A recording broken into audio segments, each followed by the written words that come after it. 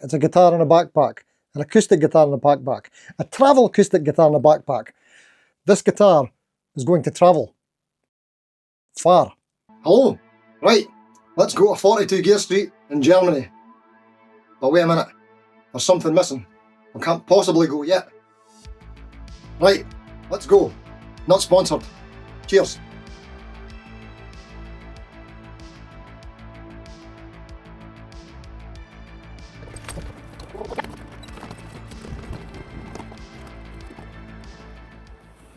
Morning, Lee. Steve asked me to record this. So here we go. There might be people looking for me.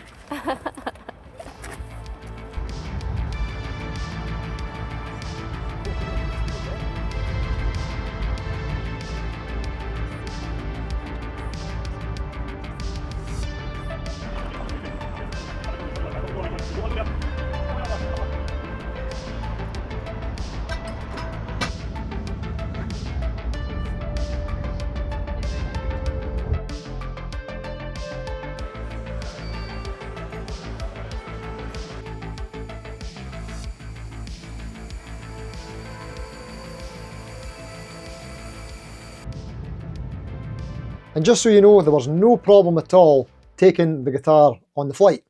I just took it as my carry-on with zero issues, and it fit in the overhead cabin thing. Easy. No bother. Carrying on. Guess what? We're in Germany now with the Furch and Colin Scott of Science of Loud. Keep it loud. So I'm going to open up and attempt to rebuild it. Is it still in DADGAD? Let's find out. Let's hope it's a bit easier to assemble than the first time as well. Furch. Right. You might be interested in this. That's the spaghetti. Oh, it's got a wee hole. It's got a wee hole. It's got one wee hole.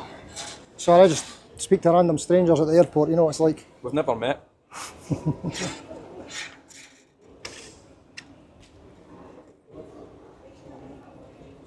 They're all really friendly in Germany, as you can tell from this German logo here. You can tell by the accent. Right. Oh, that sounds good, does it? That's what happened the last time. Oh, the pins are coming out. This pin came out. Right. This is the scary bit. It's flicking. Kinda. Whoops. So, we need to pull this thing up. It's a latch. It's a latch, that's right. And then we need to kind of guide it into here. This is the tricky part. It's not even that hard to do physically, it's just scary. Whoops. Because you think you're going to break it, and you don't want to do too much force.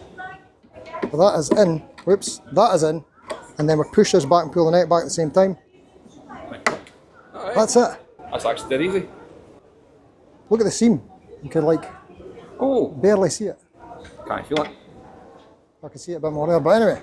Right, is it still on DADGAD? So the test I want to do is, to make it a little bit different, is I want to put it in an alter tuning. I want to put it in DADGAD and see if it can stay in DADGAD from Dundee in Scotland to Frankfurt in Germany, or Gear Street in Germany. So let's try it out. Anybody got a pick? I have no. Here we go. Got a pick.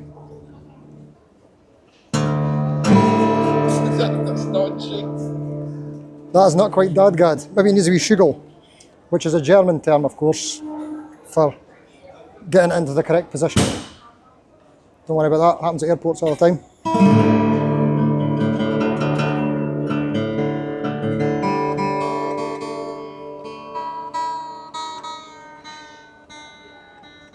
Okay, so the top E was nowhere near the D that we left at, but everything else is kind of close.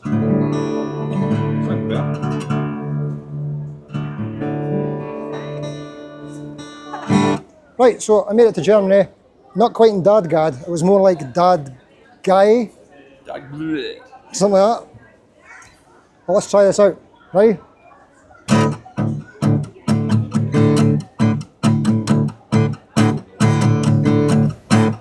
wake up. Well, I know I'm gonna be the man who's travelling with you.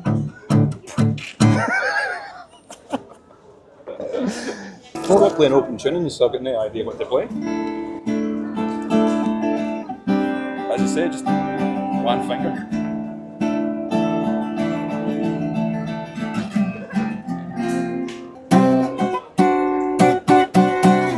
And the advantage of the neck hole is you get some projection from the side of it and you can actually hear what you're doing. That's it.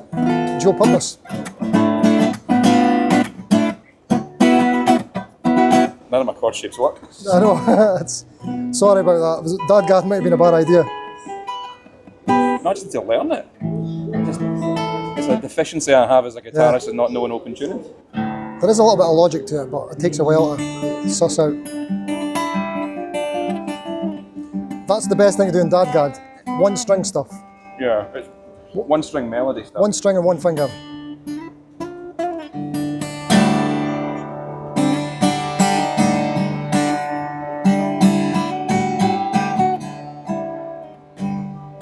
Feels pretty good, though.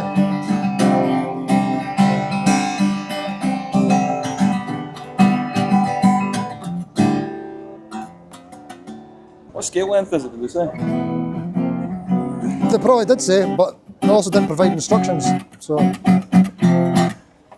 actually, it's on the website. I mean, all the details on the website. Yeah, it doesn't even tell you what model it is. I know it's a Little Jane. LJ10 CM Where did you see that?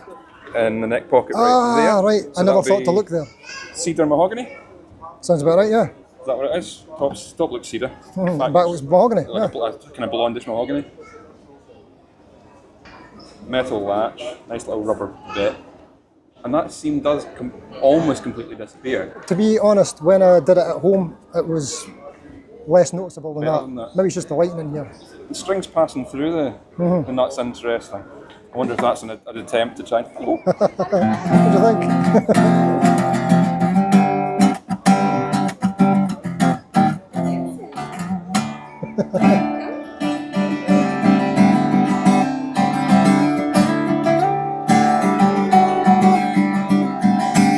Money.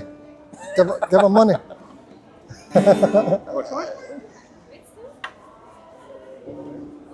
Yeah. Gut gemacht.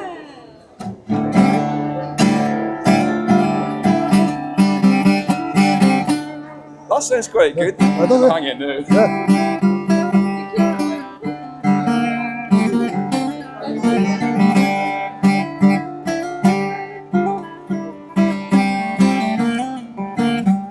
That's it.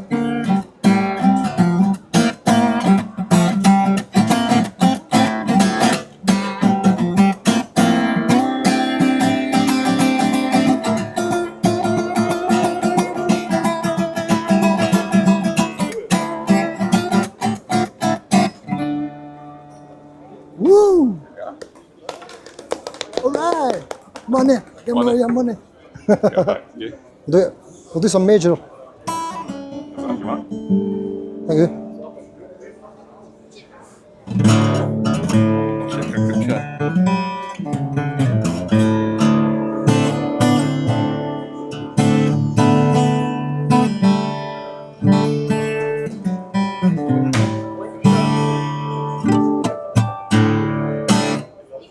Thank you. Want to say hello? Nah. Yeah? Maybe?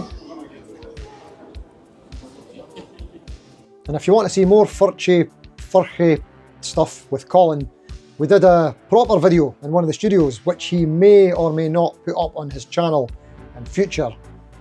Potentially. Maybe. Here's a wee clip. Prepare to be Astounded and amazed. I'm going to unzip this. And we'll see what it's like. When we pulled it out in the airport and entertained the passers-by, right. It was very impressive at that point. Ah! You're always looking for the red light.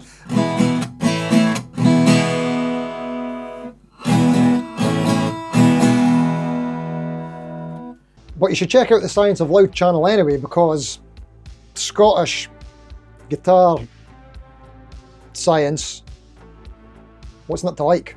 Sold. See you there. Maybe. So next up, in the final part of this wee series thing, we're literally taking the guitar to meet its maker, because Furch guitars were at 42 Gear Street, and I managed to get some studio time to talk with the main man, Mr. Peter Furch. Speaking of which, before that session, I thought I should probably do some research on how to pronounce the brand name. So here's what I found. Guitar by Furch, F-U-R-C-H. I've been pronouncing it Furch. That's what makes full. This is the Furch. And I hope I'm pronouncing this correctly, Furch, and it's called the Furch Little Jane. My two Furch guitars. From the fellas at Furch. Furch, not Furch or Furch. I think it's Furch. Furch guitars. Yesterday we had a big delivery of a few acoustic guitars, and in amongst them were these guys, Furch. I absolutely adore Furch guitars. Very big fans of Furch or Furch or Furch may be the correct pronunciation. I will ask them to help me with my pronunciation. So now we know, and I won't be embarrassed at all if I get that wrong in front of the CEO of the company. Please do hit like if you liked the video, and consider subscribing to the channel if you can afford it. It's free. So here's the final part in the wee series, and here's part 1, in case you want to do some kind of weird backwards choose your own adventure type thing. Okay, thanks for watching. Until next time. See you later.